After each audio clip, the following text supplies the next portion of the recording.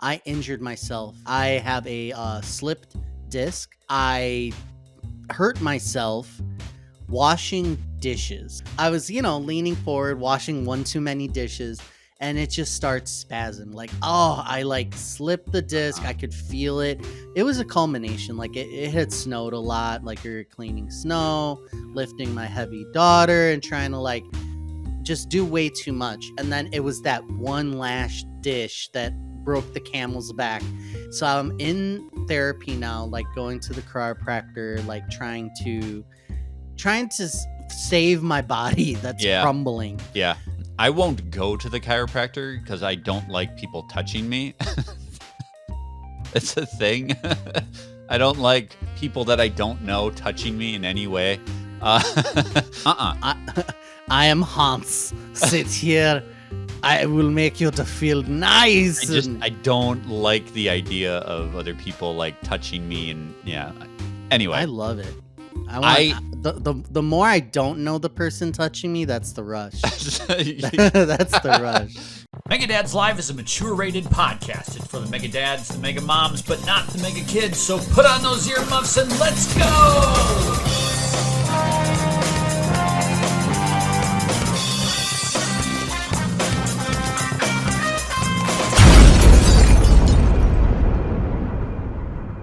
Go to the grocery store. Hey, can you just help me here? And you are?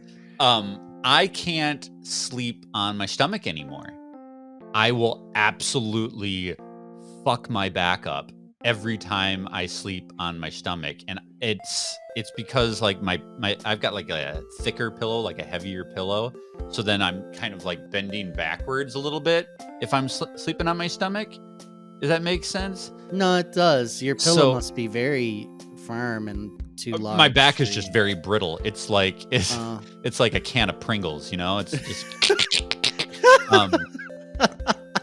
every time I'll roll in my sleep, I'll be on my back and then I'll be on my side and I'll roll on my stomach. And if I wake up in the middle of the night or in the morning and I'm on my stomach, I'm like, oh shit, because it is for real, just excruciating pain until I can crack and reposition my back into a good position. I really should see somebody about it because people should be able to, move, position their body however they want. But I cannot lay on my stomach anymore. I will just blow my back out. When you get your back blown out, you should be in a safe space. Yeah. So if you want to get your back blown out by someone why don't you like form a friendship with the chiropractor? You know what I mean? Yeah, stranger danger. Yeah. Like get to know them a little bit, and then they can start touching your back a little bit. There's not even that much. Like it's the chiropractor stuff they do for me. Like touching the back a little bit, but a lot of it's like traction and moving the machine. So there's a very light. There's a machine. There's a machine that like. So what they do is they basically are putting space and stretching you ever so slightly, and it makes a huge difference, and it's a big relief. And then they have electrical, like little probes, very little electrical thing. They put some stickies on you, and then it creates like stimulation and a little bit of motion. It's a brand new world. I would go and be like, can we minimize the touching because I'm an odd duck? And then do they do the thing where they grab your neck and they go? They do that? No, you see, that's like some extreme shit. That's for like TikTok where they're like want to really make you freak out. So try it. I might do it. That sounds fun. I want it to be probed and be it sticky with the machine or whatever you said. I like that. Back blown out with the machine. I want some guy to blow my back out.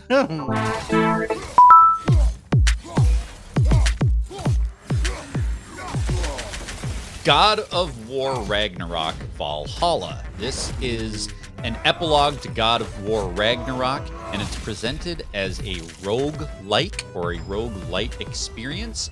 It is brief, it is amazing, it has incredible story, and I'm excited to tell you all about it. Now, God of War Valhalla was a shadow drop from the Game Awards, which PlayStation does not do. PlayStation does not do shadow drops. PlayStation likes to tell you a game that's coming out in 4 years, and then you have to suffer while you wait for it to release.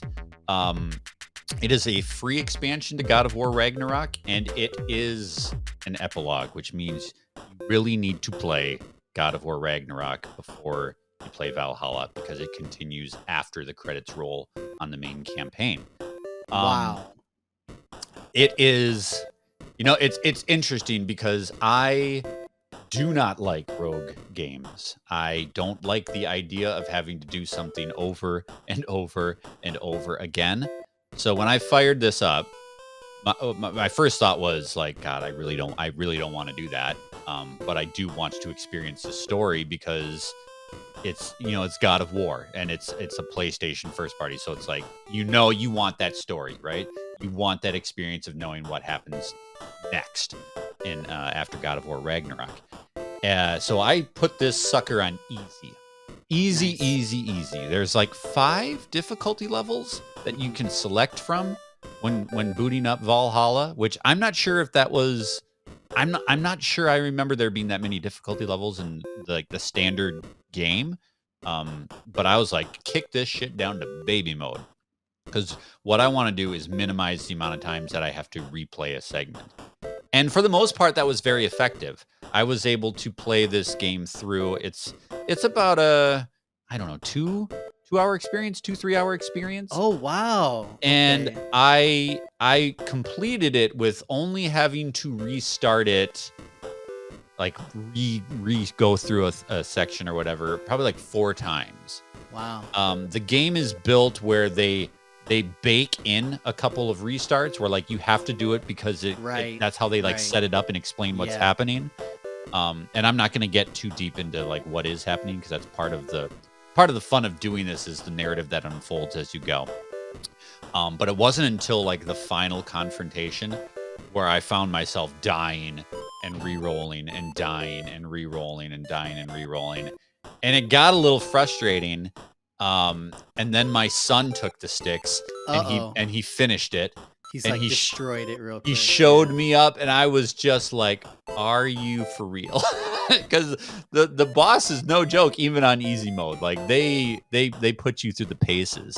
I don't, like I said, I'm not a rogue-like player, but it has a lot of the elements that I understand are part of those games where every time you go through, you kind of like re-roll your stats and your boosts and things like that. You get different perks for your character, and those reset each time you go through. However, there are upgrades that you can purchase in the game that are more permanent, which helps the feeling of, you died and you have to do it again, but you are a little bit better, right? You are a little bit stronger. I still don't really like that. I don't like going through the same levels and the same enemies over and over again. So I was happy that I was able to knock this down easy mode and alleviate a lot of that, because I think I would have gotten really frustrated had this been like a hardcore rogue experience. God of War can be a really hard game, and if you don't master a lot of like the combos and the special abilities, like the enemies can kick your ass pretty hard. Yeah. So I was very happy that they allowed somebody like me who A, isn't very good at games. I like playing games on easy anyway, and B, does not like this style of game. I was able to appreciate it and have a great time, because the combat in God of War is just so goddamn good. It's so fun, and it's so solid and brutal. And when you do pull off these great combos, and when you do read an enemy's patterns just right and get it, it just clicks, right? And it doesn't take that long getting into Valhalla to remember, oh yeah, this is why this game is so damn fun. And on top of that, the narrative is outstanding. It is so good. What they have done with God of War in the storytelling department blows my mind, because I'm a guy that did not like the old God of War games. I didn't like the aggro dude who bangs chicks to get his health back up, and then he's ripping people in half and is just kill. Like I didn't like it. There wasn't enough meat on that bone. But the story they've told in these last couple of games it acknowledges the way I felt about God of War and the character himself, Kratos, evolves and recognizes that you can the story of you can change no matter what you've done in the past, and how you can't erase who you are, but you can always try and do better moving forward. It's such a powerful story delivered in such an unexpected world and an unexpected character. And the story in Valhalla, it leans into that even more. It calls back to the old God of War through and through. Like, they reference stories from games that I've never even played, God of War 3 and the PSP God of Wars. Like, they call back to the entire history of God of War, all in service of the story about a man who is trying to come to terms with who he used to be. Yeah. And it's emotional. It's super emotional, and it really hits a guy like me who's, in his 40s, and everybody has that. I mean, obviously this is a very extreme version of that, but everybody has those things in life that they wish they hadn't done, and they don't know how they feel about the fact that they did it, and they can't come to terms with being that person still, but in a different stage of life. And that's what God of War has been about in these last two games, and Valhalla is a perfect crescendo for that. I'm so excited that they did something to pull people back into the game where you have to beat the game to continue, because a lot of games are not completed. We know this based on, stats and just knowing our own lives, how for a game to really pull you through for the whole 30 hours or the whatever it's going to be, it really has to beat out a lot of other games. And to have that narrative thread, I have to know what happens. I think that's what pulled me in and back to God of War. The gameplay was great, but man, I needed to see the next Vista. I needed to see the next interaction between Kratos and Atreyu. And our dads were Midwestern, like non-talkers, and it's just like that awkwardness of like that rough around the edges, but they care. Like, but they're also just like kind of assholes. Like, it was just perfect to humanize the characters. And then people are fully personalities. They're snarky, and they have issues with other people, and it's a fantasy aspect to it. But it's like, oh, this guy making weapons like really feels like he hates his job or whatever it is. It's just funny, and I'm weird very how excited. grounded it is, right? Like, Absolutely, it's incredibly grounded. It's presented in this, first of all, a franchise where you would never expect this to be where they go. Like, never would expect. Oh yeah, God of War, an arcadey beat 'em up. It's a aggro genius game. move. What a take! It must be one of the best reboot success stories of all time, and very exciting to hear that. I'm glad that you have more game to play, and it looks like easy for you. Getting through it is the way to go. Play games on however you need to. I'm excited to get into that.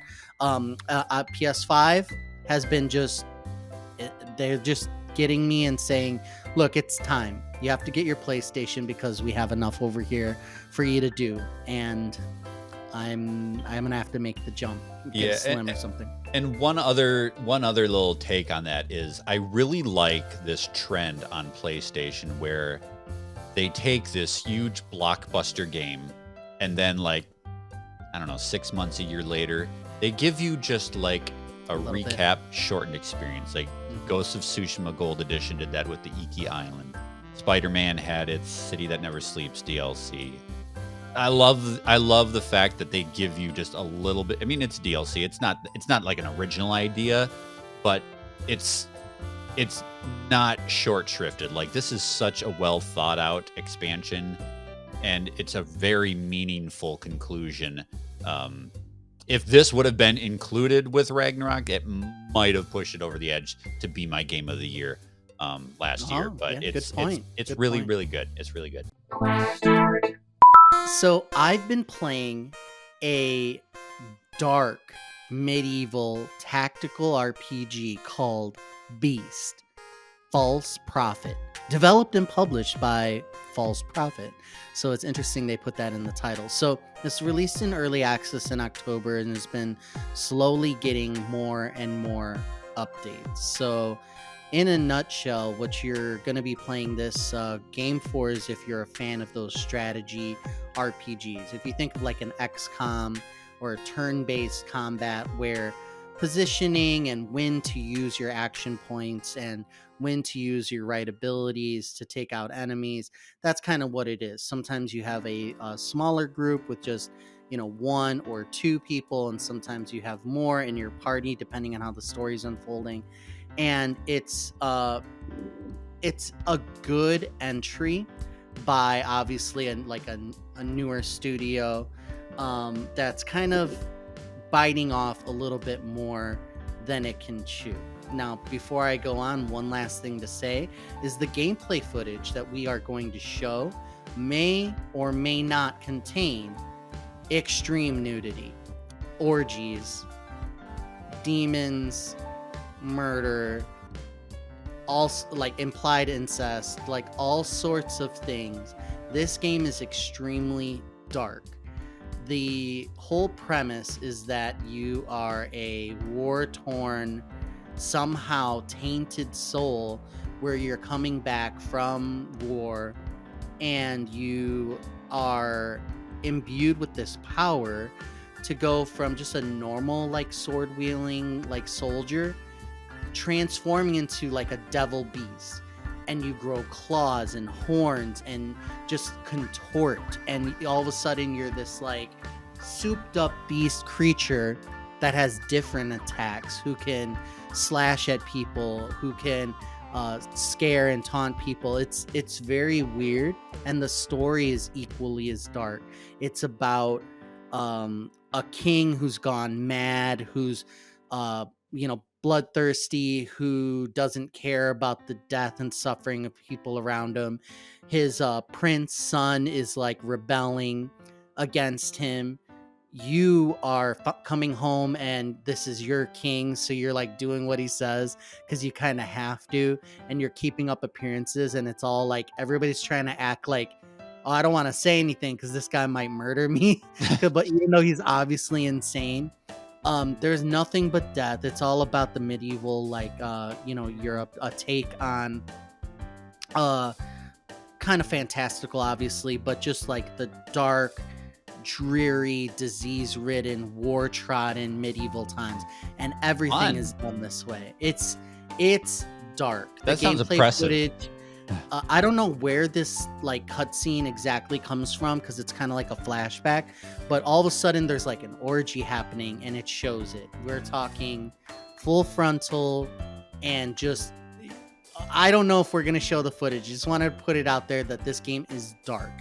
Adam, what do you want to know about Beast? This sounds like a game that would honestly like fuck with my mood. I play horror games. I play dark games, but it seems like everything about this is just heavy and grim. And yes. Is there anything fun about being in a world like that? I mean, it doesn't sound like you'd root for the protagonist. Absolutely not. So the whole premise of the game, I think, is that power fantasy, and you're trying to defeat enemies, and like using skills honestly is a big part of it. So it's like, oh, this one skill will let me attack 3 times at once, and then they have your character, which you're looking down at, and you're on a grid system. It'll zoom in the camera and kind of get in close, and you're just like gah. So it's like violence and yay violence type of thing. So the biggest thing that surprised me about the game from a gameplay perspective is it's very solid. It got the mechanics. Oh, it is. Down. Okay. You move your characters, you hide, you do an overwatch, which means you take a defensive position. So if they come toward you at this time, you'll like chop at them. And then there's the speed up and run towards somebody to like cover the ground. They have a mix of swords and like one-shot pistols, so you have to like reload it and make sure that it's loaded just in case you need it. So it's a tactical thinking person's like strategy game. And it's solid mechanically. So yeah, it's solid, very solid. If a person was to jive with, let's say you just got back from your Insane Clown Posse concert, and you're looking for something to play while you drink your Jägermeister. Like, this could be for somebody. It's not like it's a bad game. It's just it's not really the theme that we kind of like. Yeah, that's what's pulled me along. So I played a couple hours already and just like sunk my teeth into it and try to approach it with like, oh, I like these type of games. The other strength that I wanted to mention is the voice work, and the cutscenes are extremely well done. It has a very cool like intro movie, and it's just explaining, this guy's like just saying like, I've done everything right, I've done everything what people told me, I've served my king, I served my god, and yet everything's going wrong for me. And like he's like has this soliloquy like going, and then it's really nice to see all these like statues and like the medieval fire and like the war scenes where he's fighting people. Very well done. And whoever is in charge of making these cutscenes where you see like the old tormented like shriveled up mad king, and he's got like long claws, it looks good. It's not the prettiest graphically intense version, but it really pulls you in. I'm like, oh, this is like these movie qualities are like really good.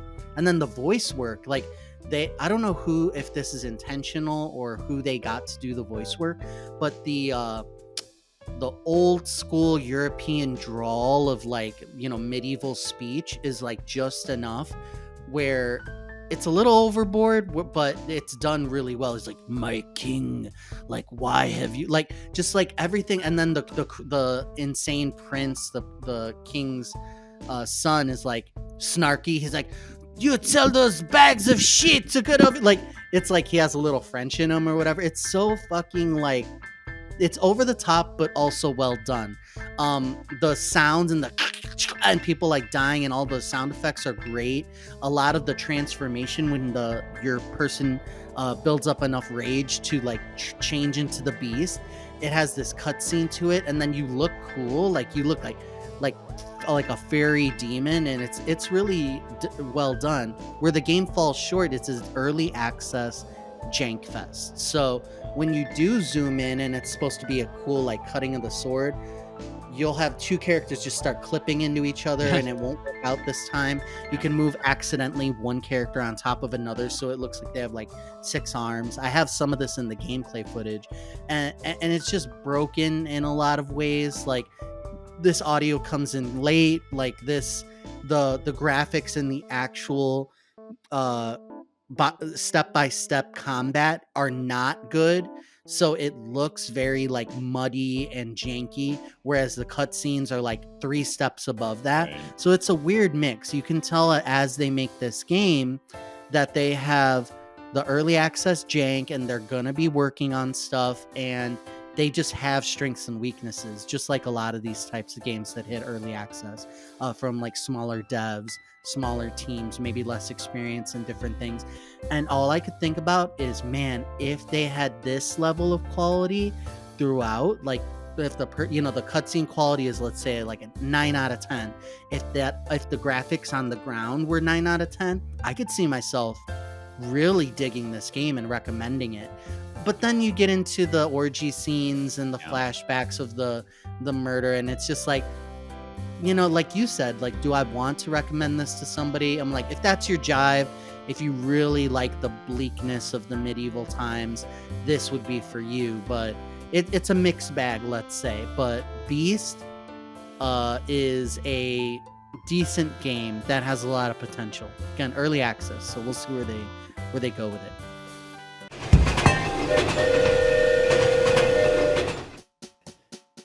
That sound means it's time to wrap up the show with the caboose, our recommendation to you of something outside of the world of video games that we recommend that we think you should put into your life. I've got something that I want you to put into your ears. It's a brand new album from Green Day. It's called Saviors. I haven't always been the biggest Green Day fan, but I gotta admit that I'm a big fan of like post-American Idiot Green Day, I guess. Like, I really like their more nuanced stuff. They seem to be kind of telling a story these days, and I dig the vibe that when a band comes out and they've got a fuck Ted Cruz banner behind them as they're playing, I can get on board. Saviors is a brand new album that just dropped. I listened to it yesterday at work while I was working, and it was a good one. Are you interested in this kind of music? You into this? Oh yeah, I mean, I like alternative rock quite a bit. It's I've have my different musical tastes. Like honestly, 9 times out of 10, I listen to chill music now these days because I'm just so damn stressed. But every once in a while, you just need to release that stress with like the classic, rock, like something that's rock, just gonna go to 11 and you could just crank it. So 9 times out of 10, it's like lo-fi Animal Crossing soundtrack, do do do do. You and I And are then- like, And 1 out of 10, you're just like, don't wanna be in America, and wanna just like, flip a table, give me the bass, give me back to drinking. So that's kind of how we go. I went to the first concert in quite a while was a like a hip hop rap type thing for a local Chicago artist. So I really enjoyed it. So every now and then you just want to like get loud. So I totally understand. So I'm glad that you can recommend this. Yeah, it's good. You should give it a listen. Let me just put this on your radar because I want you to. So my caboose, all right, is more of a I want to see Adam's reaction. Okay. Okay. I don't know if you know this. Tron 3. You know this? I know this. Tron 3 is coming. Yes. So talk to me about your excitement level for Tron 3. This is my caboose. Is wanting to tap into this energy right now. I'm really fucking happy. I'm really Really? happy. I love Tron. I like I the know. first Tron. I fucking love Tron Legacy. I think it is such an underrated movie. Really? Oh, I love it. Love it. I got that shit on 3D. That's the reason I own a 3D TV. It's because I wanted Tron Legacy at home in 3D. It is such an amazing movie. Visually, you pump that music. It's got a fantastic soundtrack by Daft Punk. So you put that movie on loud, turn the lights down, you let that neon just take you. Tron Legacy, badass shit. Tron 3 has been a problematic development, to say the least. No. Like it's been like in development hell forever, and Really? it finally got put back on track about a year ago, and then it got interrupted by the writer-actor strike and all that stuff. A lot of people are poo-pooing this because it's going to be starring Jared Leto. Get the fuck out of here. You're serious, aren't you? I'm 100% serious. Jared Leto Oh will be my the star God. of Tron 3. He's living inside of a neon box with like right now as a character development exercise, right? I feel like people really... he's like a love or hate kind of guy. And I'm just kind of like, I don't know. Like, I like 30 Seconds to Mars. I'm fine with that. Like, I haven't seen anything about Jared Leto that pisses me off or turns me off with this. So, Did you see his Joker in Suicide? Was it I have Suicide not Squad? seen that movie. Okay, and- that's why you're not with us yet. And well, Check it out. no, I won't. Check it out. I really, I don't know. Maybe that would change my mind, but I haven't seen anything about him that makes me want to vomit yet. So I'm willing to just kind of put that aside of my Can you excitement. watch from Tron. Suicide Squad, please? He doesn't. You gotta He see that movie. doesn't diminish or raise my excitement about the fact that Tron 3 is happening, I guess, is what I'm trying to say. So Wasn't Kurt Douglas or somebody in the last one? Jeff Bridges is Jeff Bridges. He's Bring in him both back. the original Tron movies. Tell me he's coming back. I don't know if he can, based on what he's- happened in the okay, second no, movie. Okay, yeah, they control Um, delete. Yeah.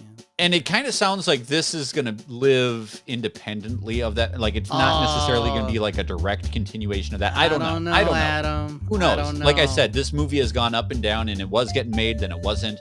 All I know is that I will take Tron.